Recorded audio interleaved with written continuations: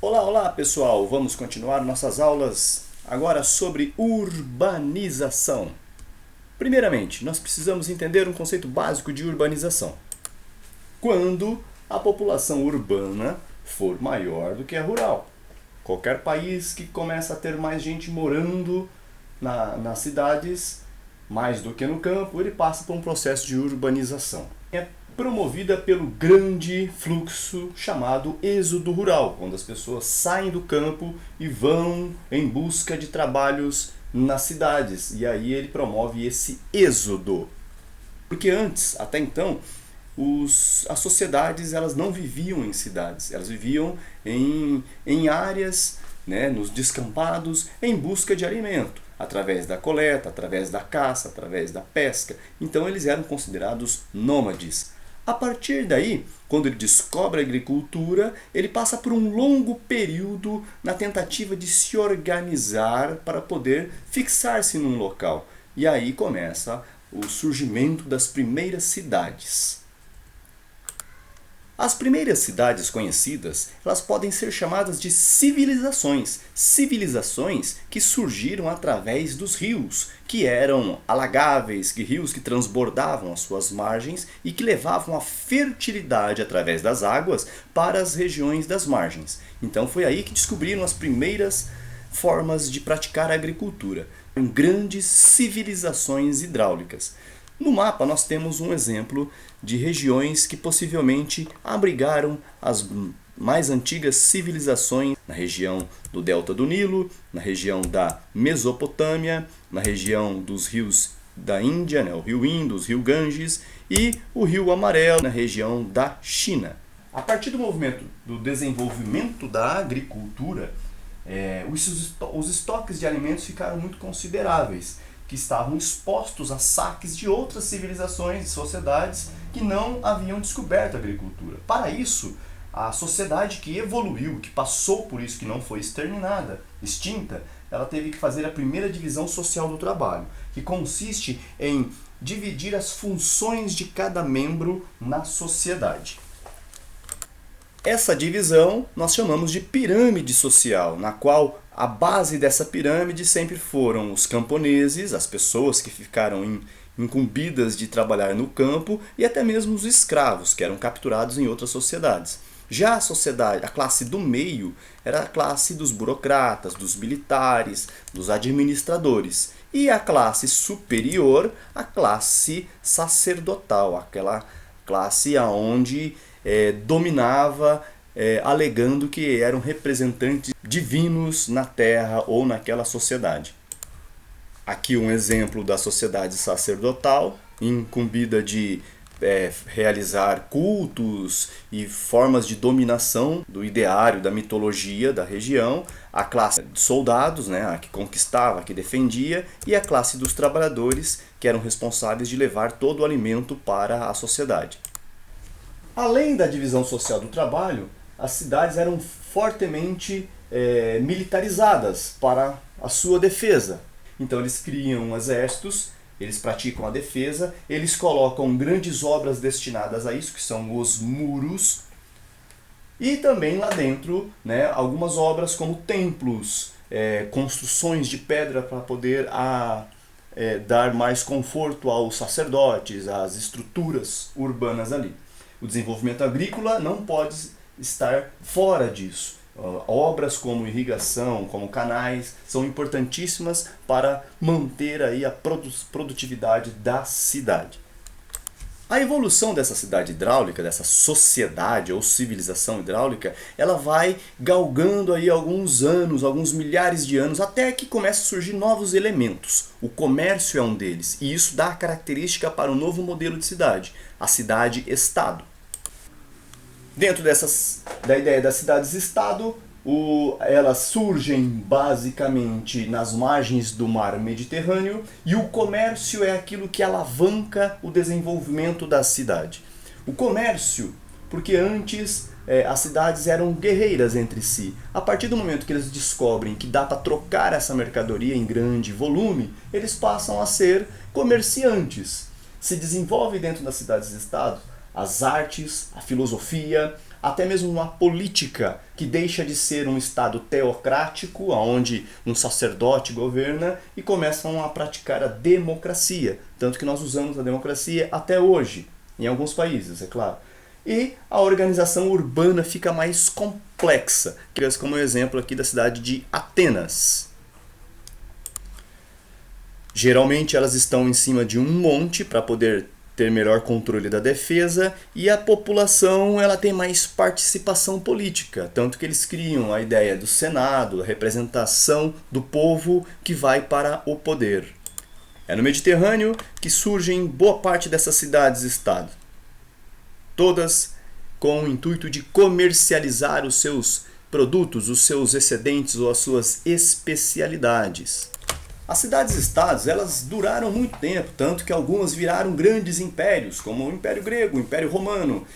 Mas com a decadência desse último grande Império Romano, o Ocidente europeu começou a sofrer várias invasões de povos bárbaros, bárbaros que na teoria não eram civilizados. Por isso, deu início a um novo modelo de habitação, um novo modelo de urbanização, na qual eles preferem voltar a um modelo de viver no campo do que viver numa evolução urbana na qual vivia as cidades-estado.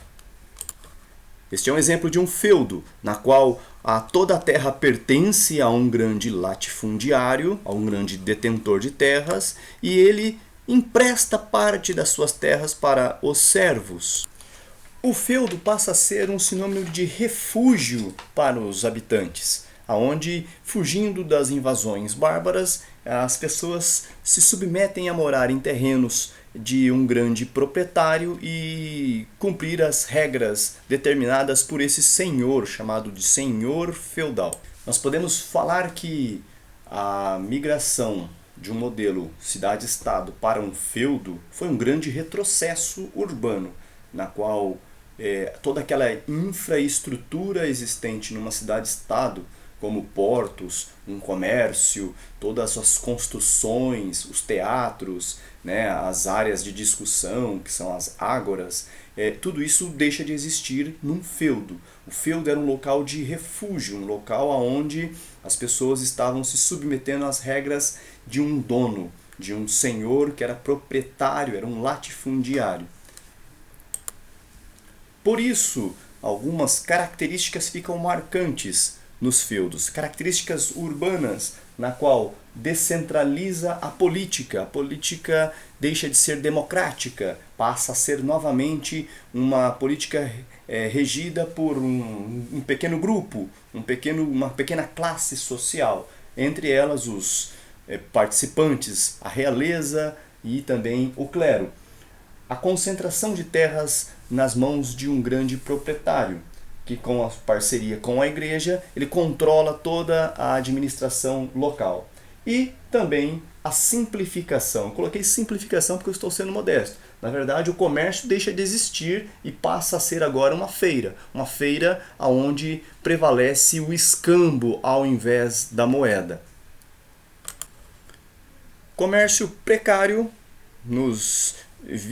comparando com os dias de hoje, os produtos eram trocados a peso, por isso chamado de escambo. Não existia uma moeda que daria um valor significativo para cada produto. Lembrando que os produtos comercializados na feira pelos servos era aquele excedente que o produtor conseguia produzir e conseguia trocar com outros produtos, com outros servos. Um exemplo da pirâmide social que prevalecia num regime feudal. Lá em cima, dominando tudo, o senhor feudal, o clero representado pelos religiosos, que na verdade era a cabeça pensante de um feudo, os nobres, que também são considerados como o exército, ou os guerreiros, que davam toda a condição de segurança para o feudo. E dentro dos filmes hollywoodianos, o clero os nobres são os mais bravos, os mais estilizados, são as princesas. E aqui nós temos os servos. São os artesãos, os camponeses, aqueles que estão trabalhando duro para sustentar todo o feudo. Não é muito diferente dos dias de hoje. Sabemos nos dias de hoje que os feudos duraram durante muito tempo.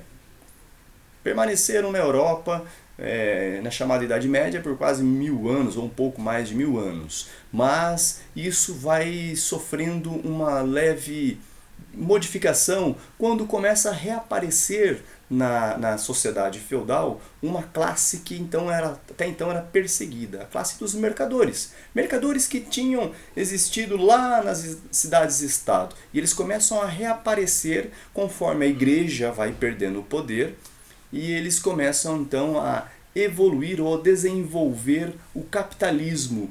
O comércio começa a ficar mais aprimorado. E isso dá o surgimento dos novos modelos de cidades chamados de burgos. Bom, os burgos eles surgem então no final da Idade Média, com um renascimento comercial, ou seja, os mercadores começam a ganhar espaço na sociedade, começam a enriquecer, a acumular riquezas e eles começam também a participar mais na vida política do antigo feudo. Então os burgos é uma nova forma de você se organizar dentro da sociedade. Tanto que há uma nova divisão de classes. Começam a cair o poder do clero, a realeza também começa a ficar cada vez mais fraca e surge, a partir daí, uma classe chamada burguesia, que logo lá na frente ela vai conseguir tomar o poder e transformar essa divisão de classes em apenas duas classes, conhecidas como burgueses e proletariado.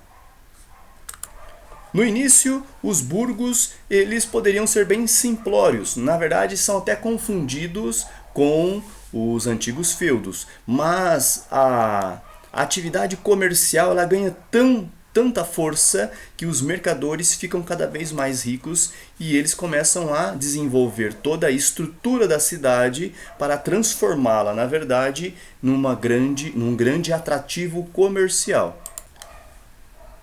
Os antigos feudos vão se remodelando, alguns muros, algumas muralhas vão caindo, dando acesso à transição comercial, a novos comércios, e os servos, né, aqueles que eram considerados servos, agora passam a ser trabalhadores, mestres aí de ofício, alguns são operários, alguns são artesãos mais sofisticados, e o povo começa a ter mais condição de comercializar, mais condição de compra e até mesmo de venda.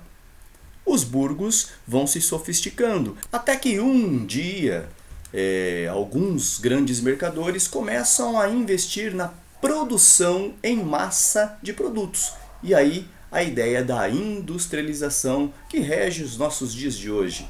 A industrialização promoveu uma nova forma de organização urbana, uma nova forma de sociedade, começou a se modelar dentro do espaço para poder construir as cidades industrializadas.